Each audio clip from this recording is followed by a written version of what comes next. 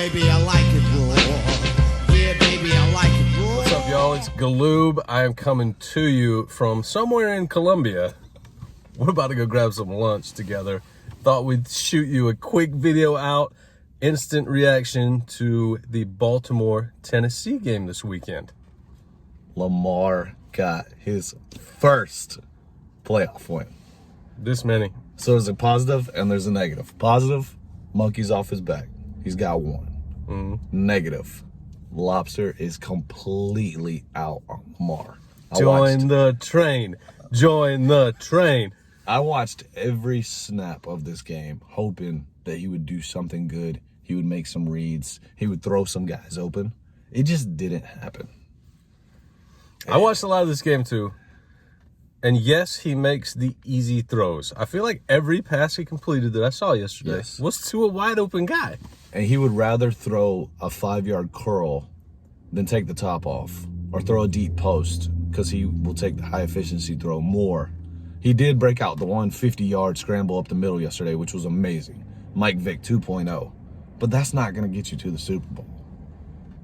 And on the Titans side, the Ravens came to play. They had all their starting defensive guys in this time.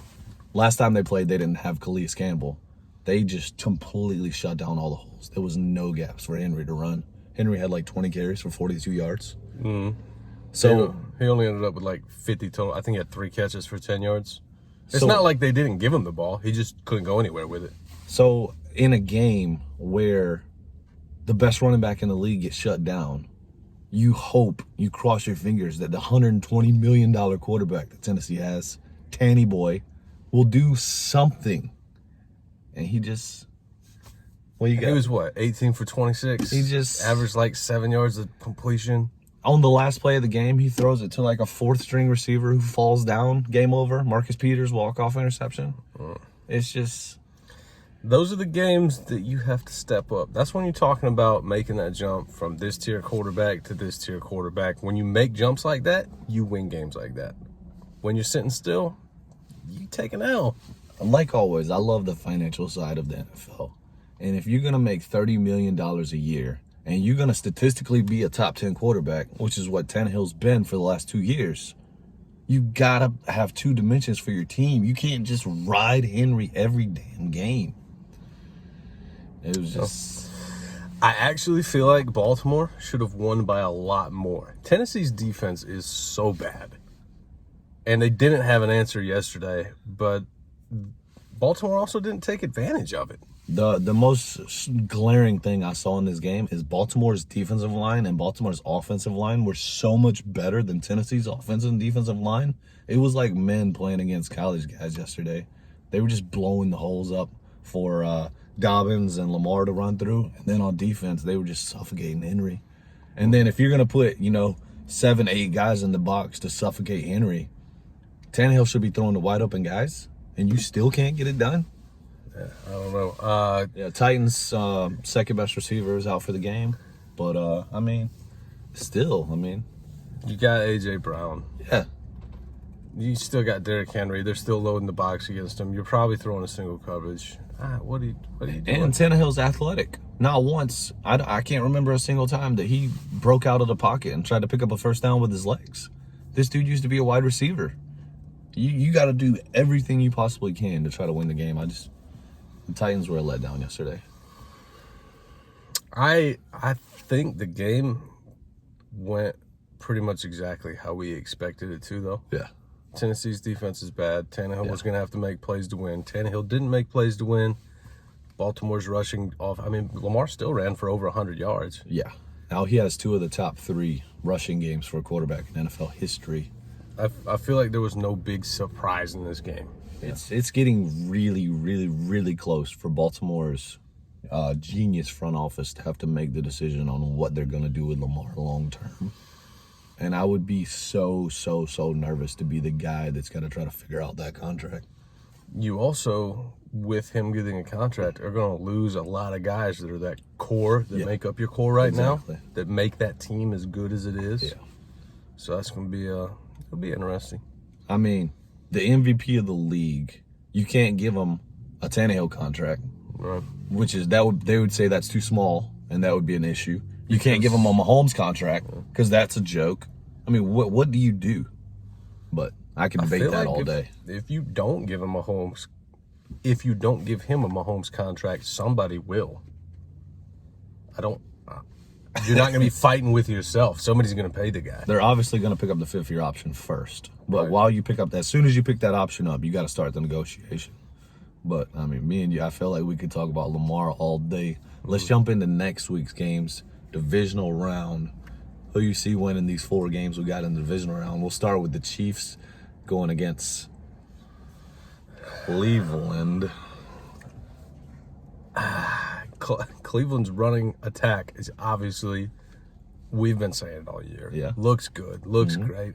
Their defense has been playing good. Baker Mayfield is playing like we expect him to.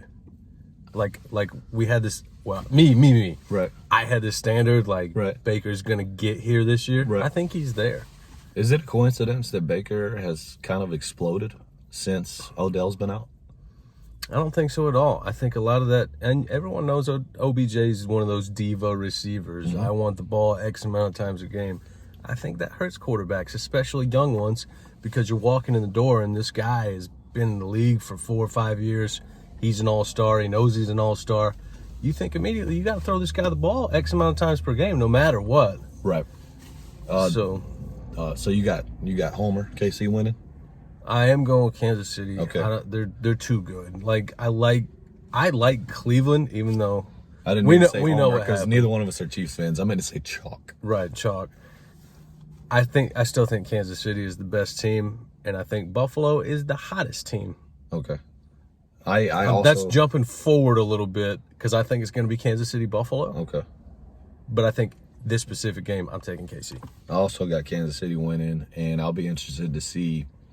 I've had this theory that Kansas City's been bored this year, and they've been winning every game by 1 possession, squeaking out wins. I'll be very interested to see if Kansas City comes out and plays up to their potential of having the best roster in the league, best quarterback in the league, because Kansas City should win this game pretty easily. But Obviously, everyone's It'll be got a chance, interesting to see. especially with Cleveland running the ball like they do. Yeah. They can control the clock and keep that offense off the field. That's, I'm sure, going to be their game plan. that would be I would call that a historic upset if Cleveland beats Kansas City. But we've seen things can happen this postseason so far. Baltimore going into Buffalo. Where does Baltimore sit on the upset radar? Because I don't think they'll win this game. I don't got Baltimore beating Buffalo at all. I think Josh Allen's the hottest quarterback in the league yesterday. If you watched the game yesterday, Saturday, he did this play in the red zone from the 5-yard line where it was a quarterback draw up the middle. He got stuffed. He jumps backwards 2 yards and throws a jump pass to, I think it was the tight end in the right corner of the end zone. Yeah. It's basically unguardable. He's so big. He's so strong. He's so athletic. He's got so much arm talent. I think they'll just come out and they'll just light up Baltimore.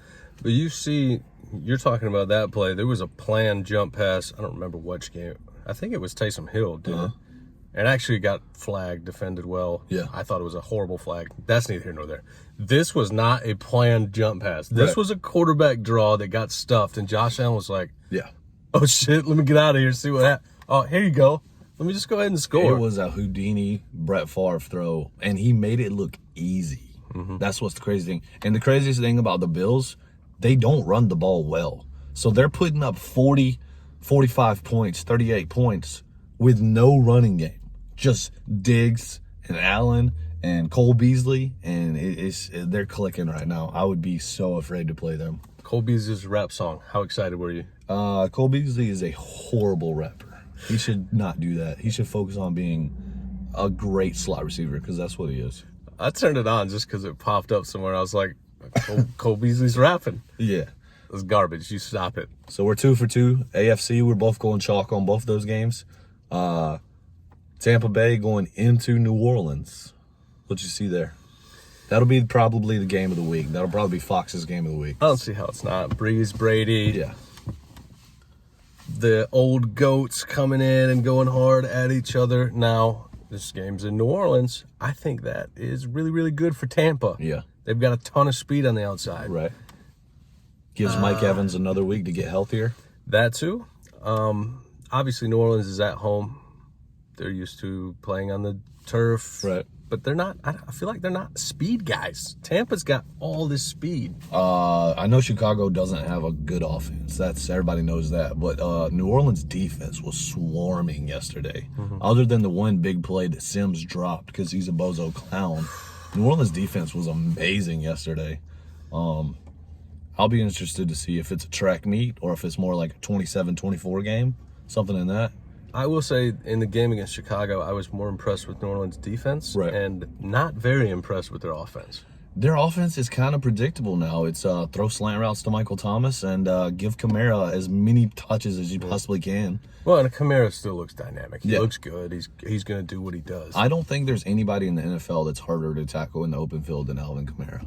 I will give him that. Probably right. Tommy Drew Brees, who you taking? I honestly think this will be the last game of Drew Brees' career. So you're taking old Tom. I'm taking Tom, even though I hate him. I am going to take New Orleans. Okay. I don't know whether it's wishful thinking or the fact that I think that New Orleans can stop Tom. Right. And I don't think running the ball is going to be a thing for Tampa. I think they're going to be throwing a lot. Right. I say that all the time, though. Like, Tom's arm is done. Yeah, he just threw like 40 touchdown passes. We'll see. I think this might have been like one of the best years of his career at 43 years old, which is ridiculous. If you saw that picture of him next to George Blanda the other day, everybody was making fun of it. Well, George Blanda used to rip cigs in the locker room, so. So that's the first game I'm not going chalk on. If you would consider Tampa Bay a underdog, which really are they? But I don't know what the line's going to be on that game. Last game on the dock, we got the Sean McVays of Los Angeles going into Lambeau to play Aaron. Now, y'all remember when y'all both said the Rams didn't have a chance? I did say that. Do you remember when you said the Browns didn't have a chance? Two teams that didn't have a chance won ball games.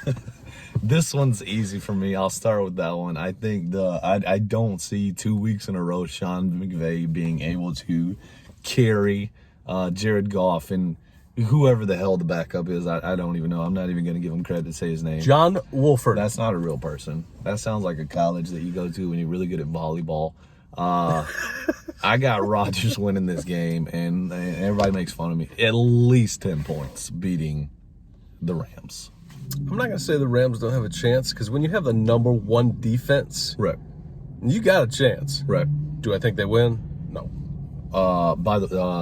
What the Rams defensive line did to Russell Wilson this weekend was so impressive. Wow. And Russ just, you got to let Russ cook. It just, it was bad this weekend. Yeah, so I'm all chalk here. Yeah. I'm straight chalk. So you're straight chalk, and I'm picking one underdog, technically. TB12's an underdog. Yeah. But those are divisional round predictions, and we just thought we'd throw y'all a quick little video up real quick, and we're going to have some other, we're filming tonight, like always, on Mondays. We're going to be dropping players of the week, our winners, losers, our one big things, and we might even have a guest appearance from a Buffalo Bills fan. We'll see. So there is 1, 2, 3 more weeks of real football. Yeah. That's it. Like always, we appreciate you guys. Like, share, follow. See y'all.